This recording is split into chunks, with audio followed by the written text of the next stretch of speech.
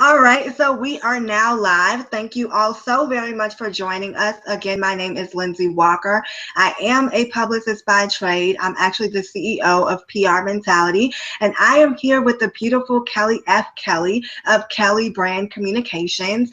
And so today we'll be talking to her, just doing a quick Q&A about her life as a publicist, her life as an entrepreneur, and as a new mom. So we're very excited to talk to her.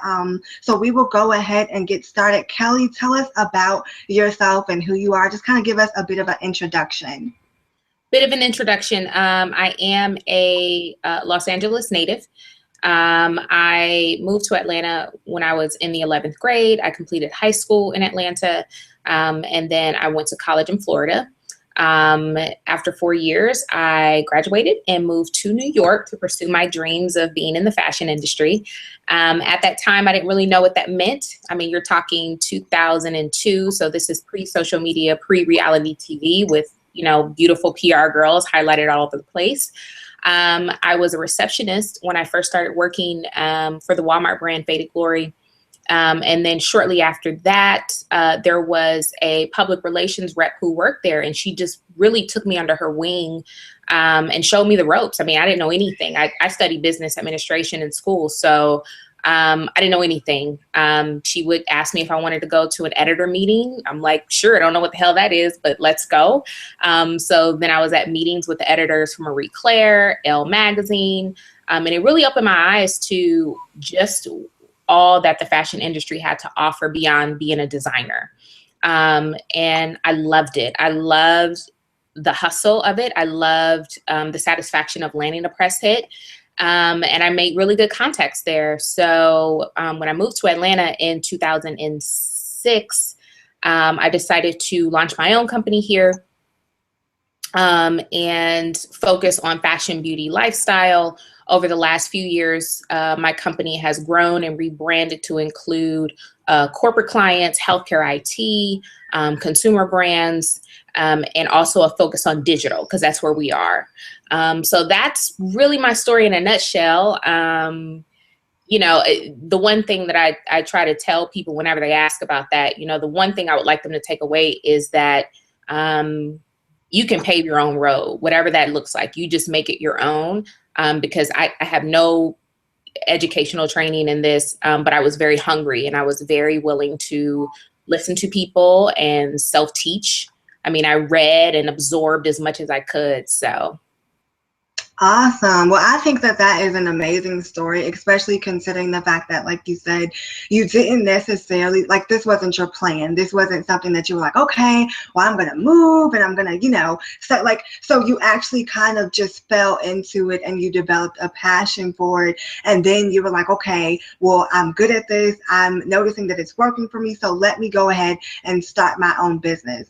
So let's talk about that aspect. What were your thoughts and your feelings as far as opening up your own PR firm? What motivated you to do that, and kind of what were some obstacles that you had to go through during that time period?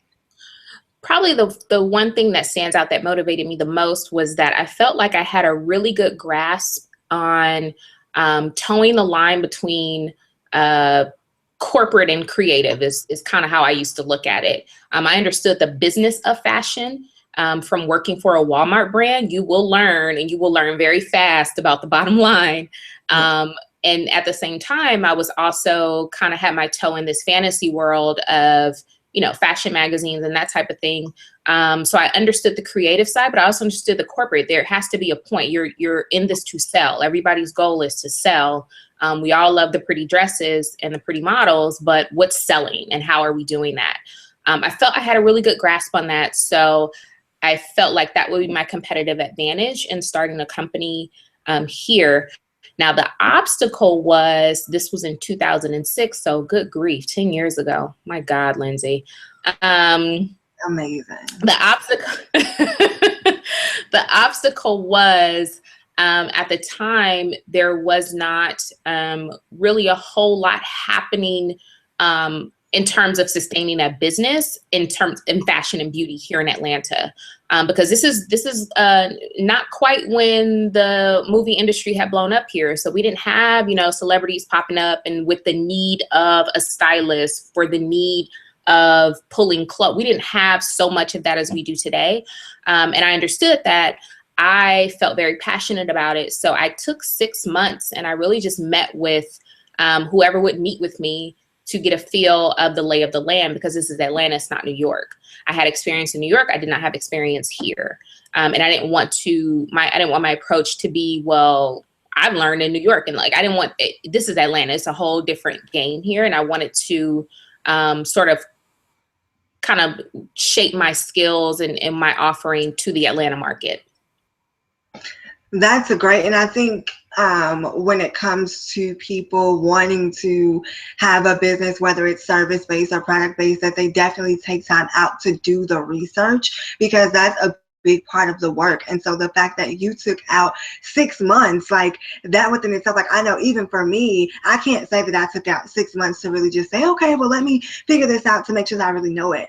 I just kind of just was like, okay, let me just start this thing. I know that I could do it, so let me just start it. And while I'm grateful that I did that, at the same time, I kind of had to play a bit of catch up on the research side because I just jumped forward. But, so it definitely is, I think, for anyone that's interested in the public relations industry, anyone that is interested in being an entrepreneur, that it's super important that they understand that it's a process and it takes a lot of work. It takes a lot of research. And so, it probably would be in your best interest to make sure that before you just jump head first into anything, that you figure out what market that you want to be in, what are the trends in that market? How can you serve the people in that market? And so that sounds like, that's what you did. And it kind of gave you a bit of home court advantage. You've done extremely well. And I commend you on being 10 years in business. That is amazing. I'm about halfway there, but I still got a way to go. But that is amazing. So, as far as you talked about you getting in the PR industry, and you also talked about kind of just going full throttle as an entrepreneur. So tell us what made you want to get into, we know that you did the show with WeTV it's been a couple of years now, but we know that you did the show, and I am such a fan of that show just because it was a little bit different from anything that's ever been on reality television, and it really kind of gave insight into what a day in the life of entrepreneurship looks like, what a day in the life of publicity looks like. Like, I feel like you guys really, really did a great job, and the producers did a great job of capturing, not being so scripted, not being so, fake, but really, really just saying, okay, we need to show people the honest truth. If you want to get into plus size fashion, if you want to get into PR, these are the types of obstacles that you're going to have to deal with. And so I say, again, all of that to say, what kind of encouraged you? Like, what were your thoughts when you were approached to, do the show? I'll be 100% honest. When I first got approached to do the show, I was skeptical. I mean, this is 2012 when we started filming, and it was, just an email popped up and they say, we want you to do what you do. Now, the intrigue was they wanted me to do what I do. They didn't want me to pretend to be her friend from 5 years ago and we just hang out and sip cocktails and vacation and kind of skim over business. It was like, we need you to PR, like seriously, for real. And I was like, okay, well, that sounds like, an opportunity that I would be interested in. And when I met Kenyatta, we hit it off. I mean, it was legit chemistry from the beginning. That made me feel more comfortable. I did a little research on the production company, which made me feel more comfortable. And the whole team, it was as real as it could have been. I never felt like I was put into gotcha situations. It was me doing what I do. And some people would say, oh, well, did you feel nervous on camera? No, because I'm saying what I would say in any meeting, and I'm doing what I would do with any client. So it wasn't a stretch from what I do in my day to day. And it was, there were times where, when we went to that sales meeting in New York, that was a sales meeting in New York. There was like no, oh, well, we're going to bring this actor in to kind of, it was like, this is a sales meeting. So you guys better have your stuff together. And, you know, New York is not to be trifled with by any means. So I am proud of the show. I'm proud of what it portrayed. I'm proud of Kenyatta 100%. We haven't spoken a while, but we still keep in touch, and we're very friendly. I'm proud of her. I'm proud of my participation in it. You know, despite how some people felt about how mean I was or how stern I was, I'm proud of my portrayal in it. I can't walk away and say, oh, well, they made me look a certain way. You know, when it comes to business, I'm serious about it. I love this business. And it's not a joke. I don't take it lightly. I don't take it too seriously, but it's still a business, and people pay me money to produce results. So, you know, if that makes me mean or stern or whatever, then so be it. You know, I'm going to work for the client. Yeah. And so would you say that, of course, you know, by being on the show and having that type of platform, that it really did kind of help to kind of boost the growth or the expansion of your business during that time period? Absolutely. I mean, there was so much outreach from the show, and there still is. I think I was almost 9 months pregnant. So this was last fall, and somebody stopped me in Cracker Barrel. It was like, oh my God, I remember you from the show. I love it. You know, you inspired me. I think the real takeaway for me is inspiring younger people to follow their dreams. That's always a takeaway for me. I'm very big on mentorship. It's not an ego thing. It's just more like a lot of people did it for me. People looked out for me, and they took their time to teach me and inspire me. So it makes me feel good to be able to do that for somebody. Yeah. Yeah. And, you know, I think that that's the great thing about being where you are in the PR industries, because, of course, we both know that this is an industry that a lot of young women are interested in, whether they're interested in it right off of the bat because of the communications aspect, because of the aspect that you get to network and kind of just, I feel that you get to help people accomplish their dreams because you're the person that's helping as a liaison to spread the word about their brand or about their business. And that is a really big piece. Or whether they're into it because, you know, it seems trendy or it seems, you know, like the thing to do. But nonetheless, it definitely, and I think that, you know, you did a great job of the portrayal on the show, you know, and of just kind of showing what the realness of it is. And so even with you, you know, of course, now we know that you're a new mom, which congratulations. Like, so I'm going to tell you something that I know you don't know. So I think I came across your profile on Instagram. And when I saw that you had your baby, I was just like, wow. And I actually like started crying just because for me being in the PR industry, I was like, you know, that just shows me, because I know, you know, your work ethic, and I know that you work extremely hard, and I know that you do such an amazing job. So the fact that you're able to do what you do and still make time to have a family and build a legacy as far as that aspect is concerned, like that to me, I was just overwhelmed with joy to see that, because, you know, even being in the industry, you don't see that a lot. A lot of women are not married in this industry. And so, you know, on a personal note, that's one of the things that I'm always like, okay, am I going to be one of those, you know, single, fast-paced publicities forever, or can I really make this work? You know, and so, you know, you just kind of are showing, and I love the fact that you're so transparent in your videos, because you're like being as honest and as open as you can be. Like, hey, this isn't easy being a first-time mom. It's not easy being a first-time mom running a business, but you know what? I'm doing it. And if I'm doing it, you can do it too. It may take some adjustments, physically, mentally, emotionally. You know, you may have to step back from your business, but in the end, you can still be super mom and super businesswoman.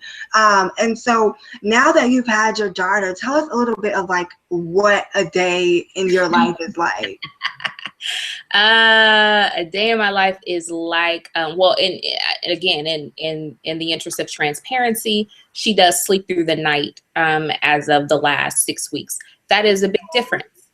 So she sleeps from 8 p.m. to about 6:30 a.m. Without really waking up in the night. That makes a huge, huge difference. And I say that because people need to understand there's a lot of facets to that. That means from 8 to 12, I can get more work done. That means that from 12 to 6, I can sleep through the whole night. You know what I mean? So I'll probably do another video soon, but there's a big difference between that and before, when she wasn't sleeping through the night. It was chaotic. It was a struggle. You know, you're trying to piece together your productivity in 15-minute increments, because baby doesn't wait. They're not on hold. They're not gonna, it's very unpredictable. So you kind of have to catch your open windows when you can. And that can be very difficult, especially when you're in a creative field. Creativity doesn't turn on and off because your kid is napping. So it was really just trying to remember that that season would not be forever. There would come a time where I would get more and more time to get back to work, and not panicking like I did initially, and just keeping your passion alive, whether that's reading, whether it's watching videos, whatever you have to do to keep that spark going, make sure you do it. Even if it is just for 10 minutes a day, you got to sneak in the bathroom or linger in the car a little longer, whatever you need to do. It's really important that you serve what makes you happy, as well as taking care of your kid, obviously. But it's an adjustment. I'm not going to lie. It was really, really rough in the beginning. But you just have to stay the course. Gotcha. Yeah. And I definitely, I commend you for the fact that, she's on a bit of a sleeping schedule. So I know that makes it a lot easier. Yes.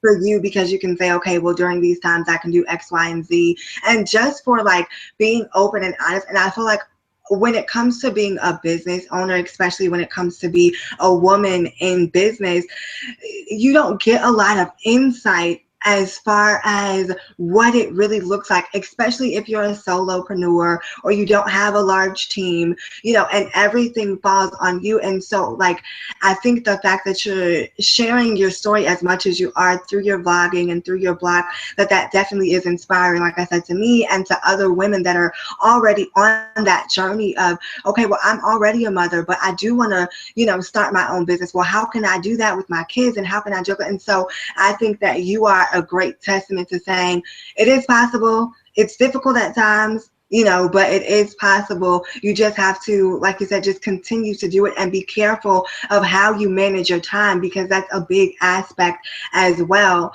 And so speaking of time management, how do you manage your time between being a mom and between, running your business? Because as a publicist, you're juggling constant accounts. And, if you have a client event, that's like more pressure, more details that you have to pay attention to, and, so many things. So how do you manage your time without getting overwhelmed or, too stressed out? Well, first and foremost, I have to be, again, 100% honest. My husband is extremely, extremely supportive in terms of being very hands-on, self-starter when it comes to our daughter. So that's, again, that helps a lot. When I text and say, hey, I have an event that I need to be at, then he makes sure that he's home in order for me to go do that. And he knows how to feed her, how to change her, where, all the little things. He's not calling me a million times like, well, where is this? And we're like, he's very, very supportive. The other element to it is multitasking. When I first had her, I was trying to keep my mind stimulated by reading books. And I don't know how much you know about newborns, but they eat every 2 hours. And feedings lasted about an hour. Between burping and all that kind of stuff. So once I was burping her, sitting her up, I would plug in my earbuds on my iPad and either do audio books or like read on the iPad. Some people feel like, well, that's taking away from the experience of being a new mom, but that's what I need. Like I needed that. I mean, you feed a baby 6 to 8 times a day. That's 6 to 8 hours, like some of those hours, you know, I need to be trying to figure out how to keep my sanity and stimulate things I need to. So that's what I did. That was my choice that I made. And it was very good for me. It was very good for me to read up on what's going on in our industry and to keep fresh with that. A couple of feedings a day. We certainly bonded. So, you know, and then there's that. And then I really hate that there's this, you know, mommy war. You know, someone always has something to say about how much time or how little time you're spending, and you just need to do what you need to do to stay happy. If that's balancing business and baby, then that's what you need to do. If that's putting business on the back burner for a year, then that's what you need to do. Everybody is different in what they need, and it's just really important that you stay true to that. Yeah, and I think that that's good because I was speaking at an event this past Saturday, and one of the things that I said was, you know, when it comes to success, there's no roadmap for it. There's no, you know, oh, just do it this way and we'll all be successful. Everyone has their own journey and everyone has to figure out what works for them. And so I think that it's great that you kind of reiterated that, you know, when even as a mom, you still have to do what works for you, and you can't allow someone to make you feel guilty because they chose to do it a certain way versus the way that you're doing it, or because, you know, you're a new mom and, you know, I have 5 kids or whatever the case is, so I know how to do it. You know what I mean? So I think that that's a great takeaway for people that are watching, whether you're a new mom or whether, you know, you are having your second or your third child. It's going to be different every time, and every experience is different. And so as long as, again, you're keeping your mindset to where it needs to be, you're keeping your, you know, heart and your spiritual health where it needs to be, that is the most important thing, because if you're not happy and you're not whole, then that's going to affect everything else. From baby, the baby might be a little cranky because you're cranky, because they can those things. And then, you know, the business may be going haywire because the energy is not where it should be. And so, you know, I would just say for whoever's watching, make sure that you watch those things. And I'm sure that Kelly would agree as well. So just make sure that you're aware of, you have to have a very, very strong sense of self-awareness and of emotional management and time management also, because all of those things kind of, it really, when it comes to entrepreneurship and when it comes to you building a business, it takes a lot. It really does take a lot. And, you know, with social media being how it is, people are not honest, and I cannot stress that enough, because it's like, okay, you may see someone, they made $1 million off their Instagram page. Okay, but let's be honest, what were they really doing beforehand to where they were able to make that $1 million, you know? And so no one is an overnight success. And I know that with Kelly having her business for 10 years, like, you had to go through some things before you even got to reality TV producers, you know, hitting you up. You had to go through certain trials and certain tribulations that made you the publicist that you are, that made you, you know, the woman that you are. And so what would you say to someone that is going through obstacles within their business? You know, they have a vision, they have great ideas, but they're just like, man, like, nothing's happening. I'm not selling anything, or I'm not, you know, moving any, I'm not getting any clients. Like, what would you say to that person that's kind of going through? I would say you have to get committed to your business. I mean, over 10 years, there's definitely been ebbs and flows. There's been times where when I wanted to rebrand and I was out of cash, I sold some designer shoes on eBay. I sold my Louboutins. I sold my Jimmy Choo bag. I mean, I was married to my business and I needed money for my business. And so I did what I had to do. I mean, these are the things people don't like to talk about because I don't know if they feel like it makes them look like they're not successful or whatever, but I'm super transparent. It's not always an up. But you have to be committed. It's like you have to get married to it. You know, the things they say about marriage is, you know, you got to be there for the highs and lows. You have to get like that with your business. You got to say, this is it. And this is whether good or bad, I'm in this thing and I'm going to do whatever I have to do. If that means getting a daytime job until you can raise more money for your business, that's what it means. Like, these are things that like people are like scared to share and to say, and you still have a business. You're no less of a boss because you've had to make these sacrifices for you. But to me, that makes you even more of a boss because you're sacrificing, you're super committed. You have to do whatever you have to do.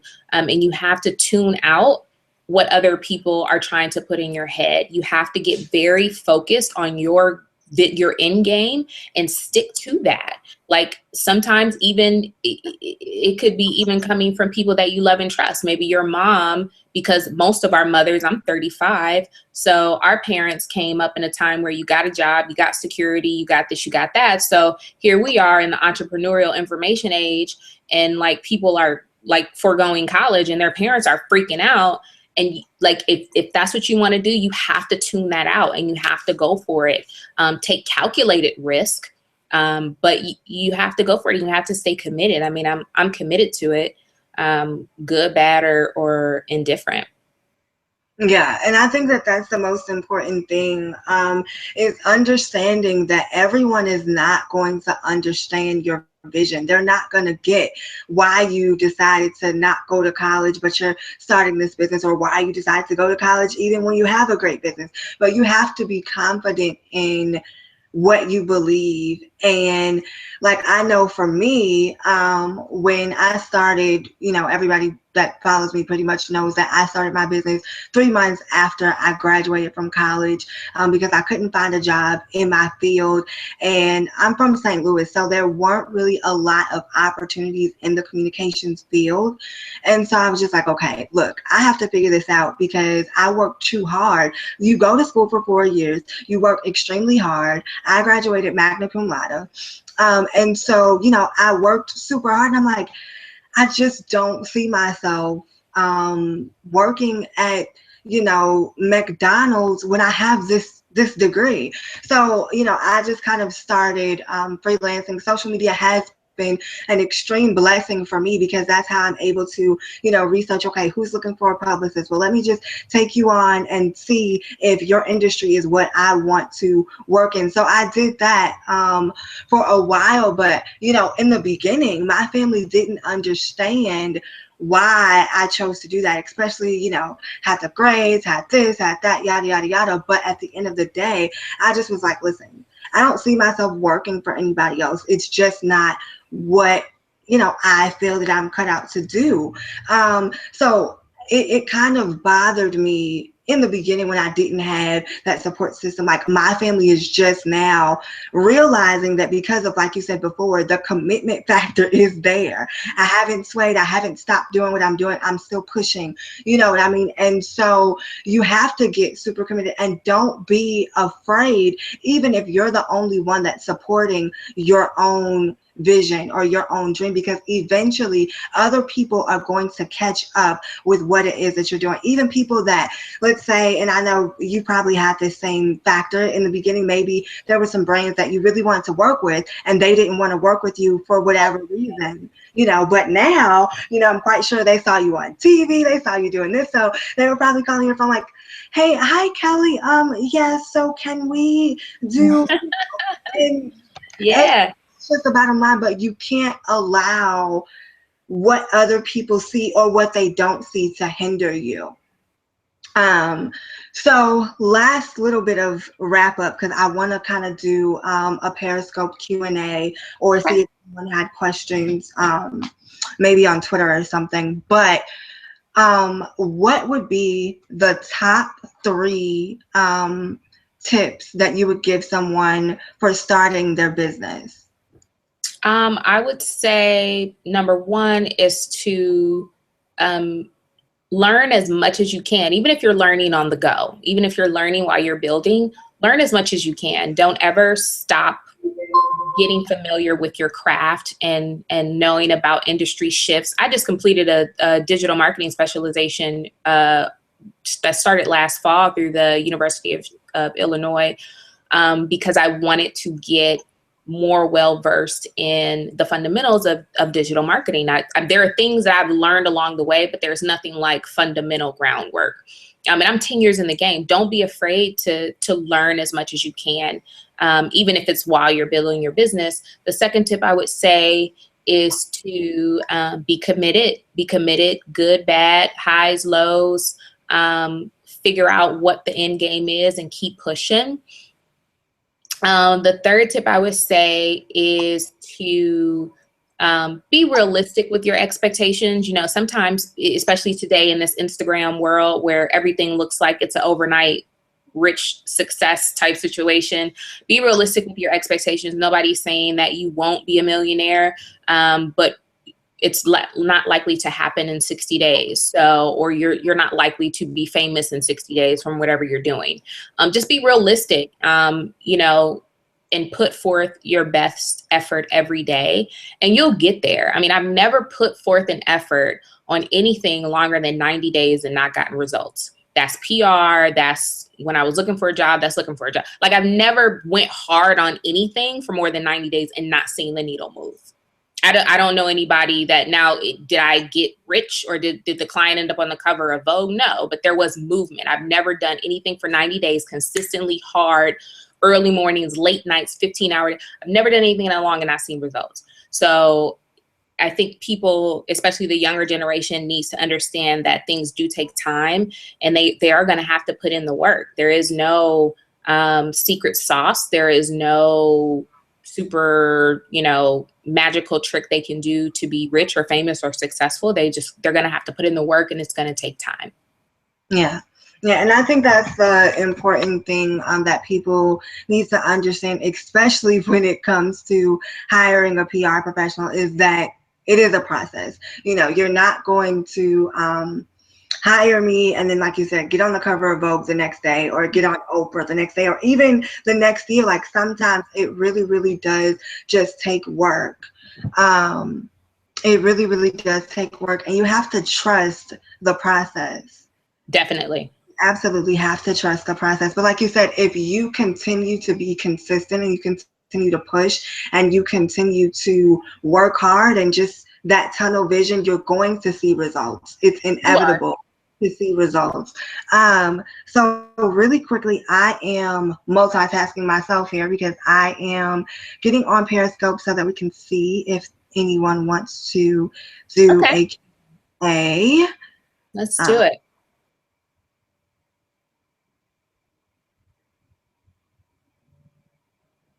So just bear with me 1 second, but I definitely appreciate you for coming on, Kelly. Of course. Thanks for having me.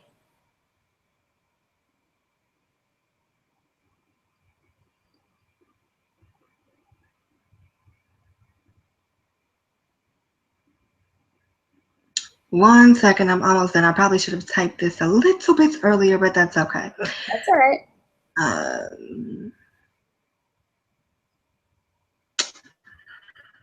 All right. Again, hello to all of my Periscope family. We are on live Google Hangout with Mrs. Kelly F. Kelly.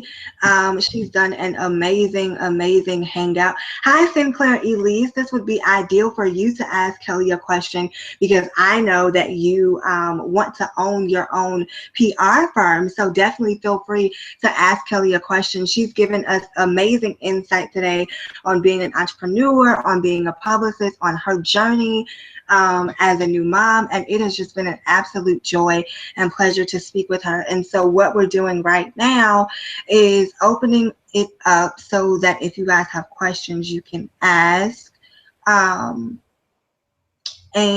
just kind of going from there. Once again, just to let everyone know, Kelly is, and I'm so happy to have her as a speaker for the Women's Empowerment panel for PR Girls Do It Better weekend. So you guys can catch her, and right now the tickets are on sale for $90 for the entire weekend. That includes the brunch, that includes the workshop, that includes everything. So make sure you guys get your tickets.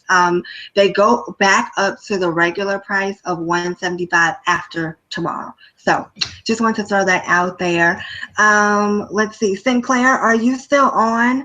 Because I definitely don't want you to miss out on the opportunity to speak with Kelly, especially since she's in the industry that you desire to be a part of. So if you're still on, she's here to ask questions. And thank you guys so much for the hearts. Be sure again if you have questions about entrepreneurship, if you have questions about branding, PR, we are open books. Kelly is definitely a vet in the PR game, and I am on the way to being a vet, almost 5 years in. Make sure that you guys aren't shy and you can ask us questions. I'm trying to think. So, Kelly, as far as those that are in, mass comm, or those that are in the PR, in as a PR major, what would you say that they kind of need to do to get their start in the industry? I think, of course, interning is a really good way to do it. I also think that studying abroad is a really viable option today. You have a lot of remote work situations that, and also for students. I actually had a former intern ask me about whether or not she thought it would be a good idea to go on this 3-month summer internship abroad that was only a couple of $1,000s, basically your living expenses anywhere you live, and then pay for all these things. And you got a job you interned at, I think she was interning at an Italian shoe factory. Oh, wow. So these are opportunities that these kids have today, and they should take advantage of them and just build a robust skill set, and get familiar with digital, because it is part of the game. It's synonymous with public relations and marketing. So those things, I think, give you a really good shot at landing the job or starting a business. Absolutely. And so we do have another question. So what are some skills that every publicist should have when they're creating their business? Well, I think it's one of the most important skills is the ability to remove the personal from whatever the situation is, whether it's between you and the client, whether it's between you and the media. Everybody's not your friend, and they don't always ask politely. And so you can't really get in your feelings about the way somebody said something to you or what they said or any of those type of things. You just have to focus on your job and do the best that you can. And that is always going to shine through, more than you being hurt about what somebody said or didn't give you. I think another really important skill is digital. We're moving into a very mobile world, and the line between public relations and marketing is almost completely gone. So if you want to be a publicist in this business, you need to understand digital. So that's paid media, owned media, and earned media. We've always, publicists have focused mostly on the earned media portion, but you need to get familiar with owned media, blog writing, your social media, really crafting messages, and also how to measure analytics. There's a lot of software out that these young people should be getting familiar with, because these are things that if you look at any job listing, they're going to want to know if you can, read a Google Analytics report. Do you know conversion metrics? Do you know these type of KPIs? What's the amplification rate? You need to know these things. So just familiarize yourself. This is all information you get online. You don't have to go back to school for it. You just have to get committed and sit down and schedule some time to get familiar with the digital part of it. Yeah, absolutely. And so, Sinclair, did that help you? Did that question, or did that answer rather help you? Let me know. But yeah, absolutely. I definitely would agree as far as getting familiar with the digital side, because everything is so digital now. And it's almost kind of heartbreaking for those of us that love print publications, because it's just oh my gosh, where did they all go? I know I am a fan of Sister to Sister magazine, and I'm just kind of oh. And I recently, it was so funny, and this is another thing that I would say also, Sinclair, is to stay up on the latest trends as far as media is concerned, as it relates to what publications are still in existence, those that have gone online, and those that, you know, just completely have folded. Because I'll tell you this, I pitched a client to Juicy Magazine a couple of months back, and you know, we got the media hit and it was great, and I went to pitch them for a new client and I was like, they're gone. Yeah. Yeah, and I was just like, what? Like, at first I had to go back a couple of times because I'm like, okay, wait. So I mean, you know, you can have a publication that can be here today and gone tomorrow, so it's important that you understand what's going on in the publishing world. And you know, maybe even because and Kelly, I'll also get your thoughts on this as well, but because so much is going on, so much is changing as far as marketing and as far as public relations is concerned, I would venture to say that as a publicist, you also, if you have a knack for writing, which every publicist should, but if you, you know, have always been interested in the journalistic side of the table, now is definitely the time for you to begin to maybe look into creating your own publication, whether it be print, whether it be digital, because there's room opening up because there are so many publications that are no longer in existence. Kelly, what are your thoughts on that? I think that's a really good avenue. It showcases your talent as a communications professional.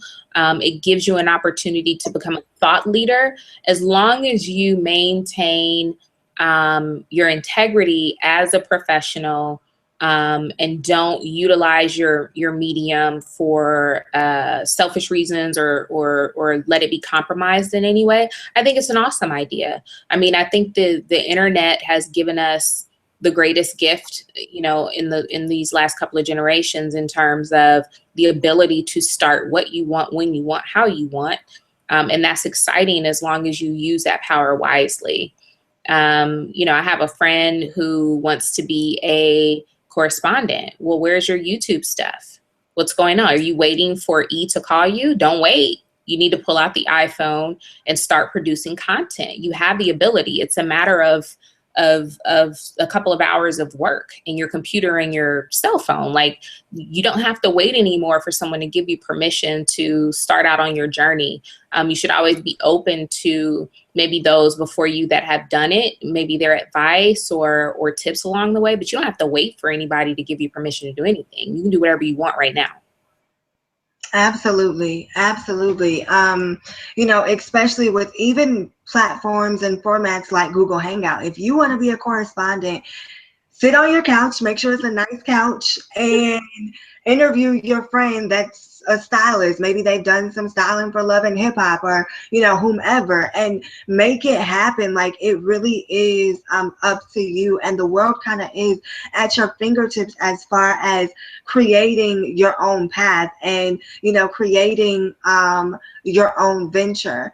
And so Sinclair, let me know if you have another question, and I am going to ask this just because I know that there may be a few people that watch the replay, and you guys might have questions about mentorship.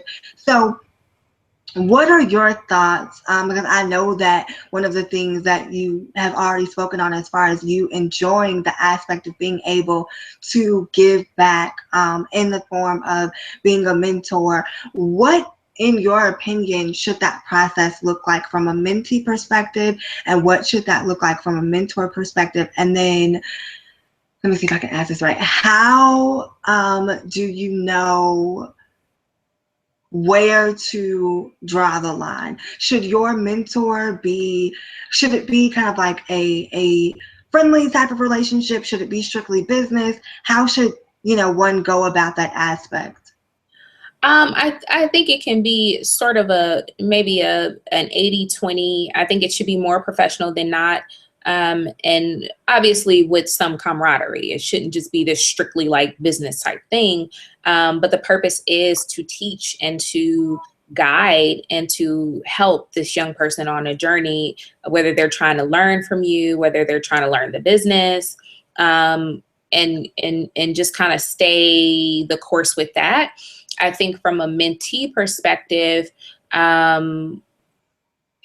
my experience is I've had several interns over the years, and more than not have just been open to learning, and they're open to the journey. A couple of interns think that they're going to learn, or mentees think they're going to learn how to run a business in 3 months, and that's not likely to be the case. And so it's going to take work on both parts. But particularly for the mentee, if there are any that are listening, be open to learning. You're not going to walk away with the keys to success in 90 days or however long you're shadowing or, under this person. Just learn, be open, understand that this person has likely done it, before you, and they've probably made a lot of mistakes that you can't even begin to imagine. So don't think that they're trying to boss you around or they're trying to treat you like a kid. But with experience comes lessons, and that's the whole purpose of the mentor-mentee situation. Learn from them. Just take it all in. I mean, the lady who showed me the ropes, I never felt like, oh, my goal is to take her job. I mean, she happened to leave the company, but I was just like soaking it all in. I mean, again, this is before you could Google any of this stuff or look at a YouTube video. But I was just so grateful that this person is taking time out of her professional day to show me and teach me and to clean up my mistakes and to, help me learn. So I think that's what more of the mentees need to be focused on now, is learning, not being the next boss in 6 months. Gotcha. And so what are some, Sinclair, post your question again. I believe you asked, what are some qualities that you should look for in a mentor? I would say that it's probably to your advantage that they be in the field that you're interested in, not just the position you're interested in. Everybody wants to be the boss, so they want their mentor to be a CEO. But if this is a CEO of a fashion brand, but you want to work in sports, while there is some synergy there, you want to really deal with somebody that's going to be in your industry because they can teach you more. Other qualities you want to look for in a mentor is compatibility. Over the years, I've learned that, again, everybody doesn't take kindly to my ways. Some people feel like I'm too stern or abrasive. Most people, especially interns or mentees that I've had, don't. But for those who do, then they need to find a different mentor. And that I don't feel any way about that. It is what it is. I mean, I understand coming up in this business that there were some people, personality-wise, that I wasn't going to vibe with. And so you just have to be very honest about that and figure out what's going to work for you. Right. Absolutely. And I'll say how do you approach someone to ask them to be your mentor? Well, I mean, you could go the old-fashioned route and you can email them. I mean, they're likely on LinkedIn if they're a professional, or they're on some sort of social media, and you can reach out to them. And if you don't hear back from them and you really want them to mentor you, keep going. Don't get all sensitive because they didn't respond to your tweet or your Instagram post or comment.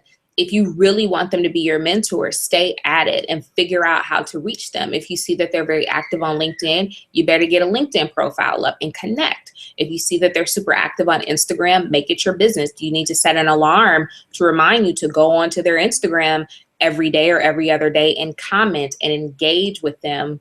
And then, if you have an email address, email them. If you see them at an event, don't be scared to go up to them and talk to them. You may not close the deal right then in terms of them being your mentor, but start a dialogue. But you can't be scared to reach out. You have to take that chance, and whether they ignore you or if they say no. If you really feel like it's not a hard no, you may want to try one more time. If you feel like it is a hard no, then revise your list and go for someone else. Yeah. Again, like I said earlier, social media has definitely been a great tool for me. She said, thank you. You're welcome. um, but social media has definitely been a great, tool for me. So I think that when I was looking for people to connect with, it started off with us having a Twitter conversation. Like I even think when Kelly and I very first connected, I think that I just so happened to have emailed her or something. I just randomly emailed people and so, letting people know who I was, what I did, and make sure, I'll say this from a mentee perspective and from a mentor perspective, make sure that you're bringing something to the table. Don't just come to the table and say, I want you to mentor me, but you haven't done your work and you haven't taken the steps necessary to show this person that you're serious. Because depending on who your mentor is, they may not have a lot of time to just show you step by step every little thing. So you need to know some of the fundamentals. You need to know, don't ask them right off the bat, especially if you're trying to be in the PR industry. Don't come and ask, oh, how do you do a press kit? Because 9 times out of 10, you're going to get a look, or Yeah. to, get that reaction like Kelly just said, oh, so make sure that you do your work, and make sure if you are asking someone to mentor you, make sure that you can help them in some sort of way just as much as they can help you. So for instance, if I'm, working with Kelly, or I'm asking her, oh, hey, be my mentor, it's not just a be my mentor type thing. It's, oh my gosh, Kelly, I just saw that you were working on such and such event. Let me help you. I can bring XYZ outlets to the table, or I can get this pitch out and we can, figure out a way that you can collaborate and partner with this person. You guys, that I talk about partnerships and collaborations all the time, because it's absolutely key. You will not get anywhere if you are not working together with another person to reach a common goal. And so if you really want someone to mentor you, bring something to the table. Bring something to the table. I agree. I mean, mutually beneficial relationships are always the best, and it actually helps you stand out, because most people don't. So when you get an email, or you get a tweet, or you get a direct message from someone, and they're offering something and then saying, I'd really like for you to be my mentor, it's kind of like, oh, well, wait a minute. This is like, they're offering something, whether it's their time, their support, whatever their skill set is, that's always going to be an advantage. Yeah, absolutely. And that brings me to saying this. If you want to mentor for someone and you know that they're busy, or like, let's say they're like the top CEO, or like, let's say, I know that some of you follow Mingley or Claire Sumler's, volunteer at their event. Volunteer. If they're looking for ambassadors, you sign up for that. Like, there are other ways for people to mentor you, rather than, them just giving all of their time. And there are different ways for you to learn as well. Myleik Till has a podcast that is amazing if you take time out to listen to it. There are so many different ways that you can learn from people. Kind of think of non-traditional ways to stand out, to get a mentor, to build your business and build your brand, because it may not always happen in the traditional sense, or it may not always happen the way that you envision it to. And so when you're looking for qualities, I would also say, like, for instance, I know for me, think of what your goals are, and then find the person that has already accomplished those goals, or they're in the process of accomplishing those goals. And I don't just mean business wise, I mean even personal wise. Like I was saying earlier, for those of you that caught the conversation, Kelly and I were saying that a lot of women are not married in our industry. A lot of them are not mothers because of what the job entails. Some people don't know, or they don't foresee how to balance that. And so if your goal, like in your life, is to be an awesome business owner, and to be a mom, and to be, a wife, then I would suggest that whomever your mentor is, they would need to have all three of those qualities in order for you to really see what that would look like for you. Now, of course, again, everyone has their own journey, but you want to be able to just kind of get a glimpse of what it may look like. So I hope agree. I agree 100%, because again, my situation is very different than somebody who's not married and who's single. So if your goals are to never be married and to never have children, then you know, you may want to shadow somebody or get mentored from somebody. Like, it plays a huge role. Your family life plays a huge role, and also who you, I mean, this is a whole nother conversation, but also who you decide to be your partner makes a difference. Who you decide to be your husband, or who you decide to be your wife, or whatever, it makes a difference. So you need to choose wisely. I mean, this is your partner in love, in business. If you're a business owner and you have a partner that is not supportive, you're going to have problems and you're going to have a lot of struggles. So these are things you need to look at. These are things that I looked at when we were dating. And you know, that might sound a little weird to some people, but it's like, if this person is to be my husband one day, I need to make sure that we are equally yoked in that manner, because I know what I want to do. And I've in the past, I've dated people that didn't support what I wanted to do. They felt like the social aspect was not becoming of a wife, meaning, you know, going out for events, you know, out at night, not partying all night, but just the social aspect of it, the way you have to put in FaceTime, you know, this particular person felt that was inappropriate. Well, that's not the partner that I need to be with. Now, is it? Because that's a part of my job. So if you choose to marry somebody that starts a fight with you every time you go to a networking event, then you got a problem. These are things you have to look at. You know, and it's never too early. You don't have to necessarily verbalize this to the person you're dating, but you need to be mindful. Like, okay, I'm looking at this cat. Like, okay, every time I get ready to go to an event, it's a problem. Every time, you know, I'm having an event, they're not there to support, help me set up, help me break down, help me do whatever I need. Then that's a problem. Yeah. Don't ignore it. Yeah, I would agree. I mean, of course, my disclaimer is that I am not married. However, because I do have that aspiration. Oh, she said, you guys are awesome. I love the advice you're giving. Oh, thank you. But as I was saying, you know, because I have that aspiration, I'm very much aware that whomever I decide to marry, they have to be an entrepreneur, because I feel like an entrepreneur understands the grind and the hustle. And, you know, if you have two people that understand that and you're working together towards the same common goal, to me, there's no way that you can lose. You know what I mean? Now, of course, other things come into play, like does that person want children and Right. all that. But from a business standpoint, the first thing that I would say is to make sure, like, the life of an entrepreneur, especially, you know, like Kelly was saying, being a woman in business and having to go out and go to different events, some people are intimidated by that. Well, that's how you know that they're either for you or they're not for you. And so it's a matter of being real and saying, okay, this person has great qualities. They're kind, they're nice, they're sweet. They would do whatever that I ask them to do. However, because they don't understand my hustle, because they're not a great supporter, unfortunately, they're just not it. And sometimes you just have to, you know, just chalk it up. And there are other fish in the sea if you're not married yet. And if you are married, well, I can't speak on that. So I know it's kind of an uncomfortable conversation a lot of people don't like to have. You know, I didn't get married until I was 33. And so during my 20s, I was clear on what I wanted. And there were people that I knew that I was dating that would not make good partners for me, not only based on that, but other things. This is my dream. And if this person during the dating phase is not supporting that, then I'm either going to give up my dream or I'm going to live miserably. That's it. It's only one or two things that are going to happen.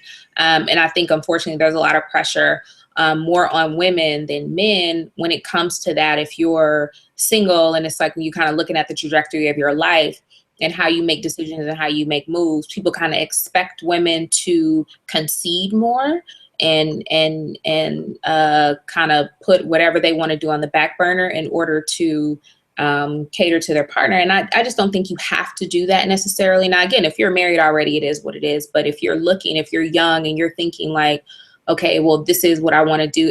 Like if you wanted to be an actress and you were with somebody that got mad every time you traveled, it's like, well, this isn't really going to work. You know, is it? Like you're going to either always be fighting or you're going to stop doing what you love to do. And that's just a call you have to make, and you have to be honest about it. Absolutely. Again, I definitely agree. And it just takes you figuring out, what's worth it to you at the end of the day. For me, I've worked so hard just to get to where I am. Not saying that, I'm just like, whoa, but I'm going to be like, whoa.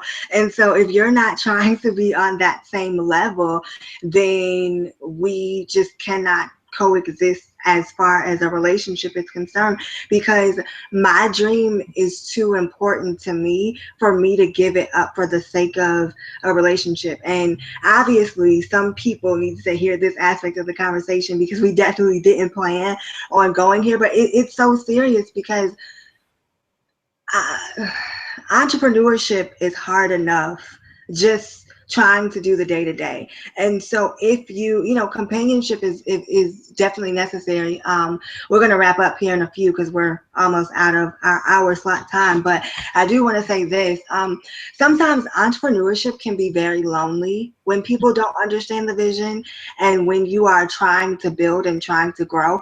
And so if you're blessed enough to be able to find someone that understands your vision and understands the grind, and they're like, I'm with you, let's do it together, then companionship for an entrepreneur, especially a female entrepreneur, can be the most amazing thing ever. And it actually can help your drive, because you're like, wow, we're in it together, I got a partner, I'm here. It can be the most beautiful thing on earth. But I will say this: as women, sometimes we get caught up in our emotions. And when we get caught up in our emotions, that affects business decisions. I can't tell you guys how many times I have allowed my energy and my emotions to get the best of me, and it's affected business decisions, whether they were good business decisions or whether they were bad business decisions.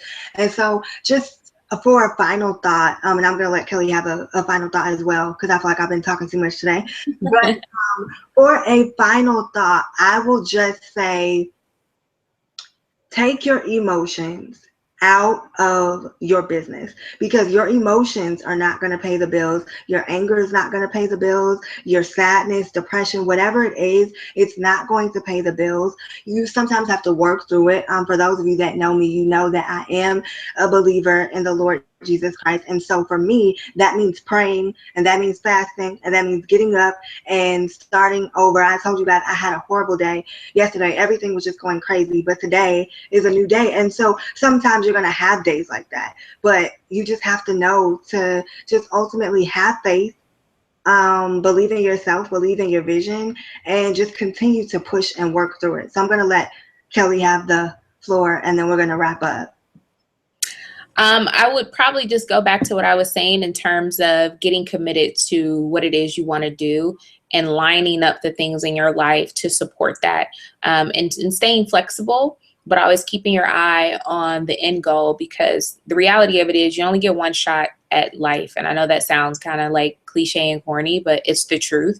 You only got one shot at this, and we're only getting older every day. So if you don't go after what it is that you want, whether it's making it adapt to your family situation or doing it on a smaller scale, you have to go after it regardless of what the outcome is, because otherwise you'll never be satisfied. So just stay committed and go after your dreams, even if it's on pause for a little bit. Get back to it. Do what you need to do to keep yourself stimulated and happy, and go after it. Pursue it 100%.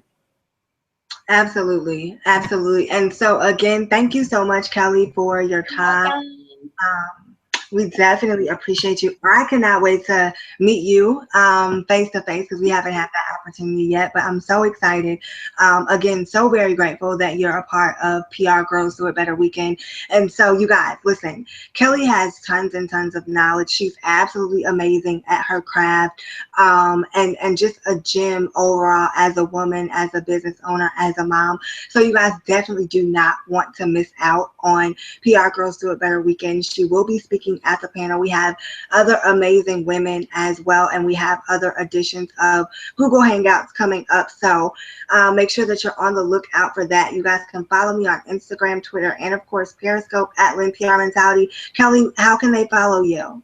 Kelley Brandcom, KelleyBrandComm. That's Instagram, Twitter, Facebook, YouTube, Kelley Brandcom. Okay. Awesome, awesome, awesome. And so make sure that you guys follow her. She has like awesome events that she often does with her clients. And so you guys definitely don't want to miss out on that. Again, the link to PR Girls Do It Better Weekend is www.prgirlsdoitbetterweekend.com. Early bird tickets are on sale, so you guys don't want to miss it. Thanks, Periscope. I'm about to log off, but I will be back on. So give me just a second. Bye, you guys. All right, and we are also going to call this a wrap for the second edition of PR Girls Do It Better Hangout. Again, we're with Kelly F. Kelly, so make sure that you guys follow her on all of her social media handles, and you guys will be seeing her soon at PR Girls Do It Better Weekend. Thanks, Kelly. No problem. Have a good one. You too. Bye-bye. Bye-bye.